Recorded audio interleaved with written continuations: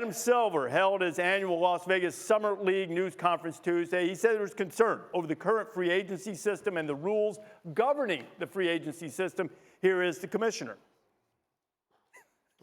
Fair balance of power and a sense that it's a level playing field. And I think that's what teams want to know. And I think they're put in difficult situations because when they're sitting across from a player, and whether it's conversations that are happening earlier than they should, or frankly things are being discussed that don't fall squarely within the collective bargaining agreement, it put teams in a very difficult position because they're reading or hearing that other teams are doing other things to compete. And at the end of the day, that's what this league is about competing for championships. And so, as I said, my job is to enforce a fair set of rules for all our teams, and a set of rules that are clear and make sense for everyone.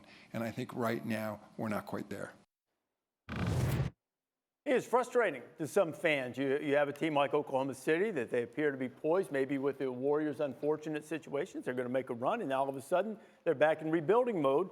Does the NBA need to change up free agency, and how? Well, first of all, it's not a level playing field. I mean, that's like saying that Duke and Kentucky are in the same playing field as a team from the MAC. I mean, it's no different in the NBA. New York, LA, Miami, certain markets, it's not a level playing field. Having said that, I think what's happening is these agents and the better players, it's like almost like a cable company. They're bundling players together and creating these teams, and that's just the way it is. People talk about third parties. The third parties became the players themselves. They became the third parties to take ownership of what they're doing.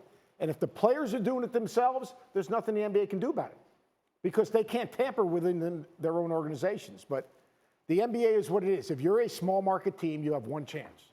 You got to win through the draft. If you can't win through the draft, you're not winning at the highest level because there is not a level playing field. Sounds terrible, but it's the truth. Adam Silver, to me, is the best commissioner of professional sports.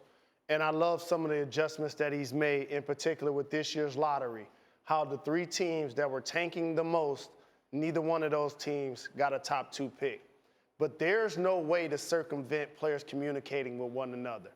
And 9 years ago yesterday, when the Heatles were formed in Miami, and they were talking about not 5, not 6, not 7, that was bad for the game. The Hamptons 5 conversation is bad for the game. When I see big twos with the Lakers, Clippers, Warriors, Rockets, Philly, and depending on where Russ goes, possibly in Miami, that's great for the game. You know why? We don't know who's winning it all next year. Matter of fact, I know the Lakers and the Clippers are favorites, but that don't mean they're going to win the West because Utah got better. Portland got better.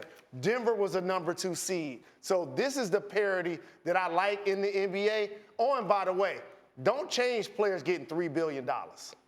Let's keep that happening because that's what other professional sports, in particular the NFL, wish that they were able to do in an offseason. 2 things are overrated in the NBA and in any sport.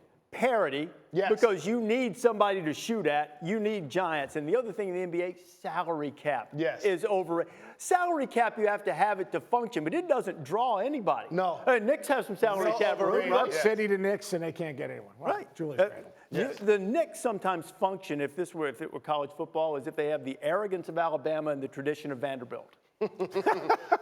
Vanderbilt won championships. Vanderbilt hate mail. No, Vanderbilt won championships way back in the day in football, a long time ago, like Dave DeBusschere and the Even ago. RD can wipe out Vanderbilt and still come out sounding good.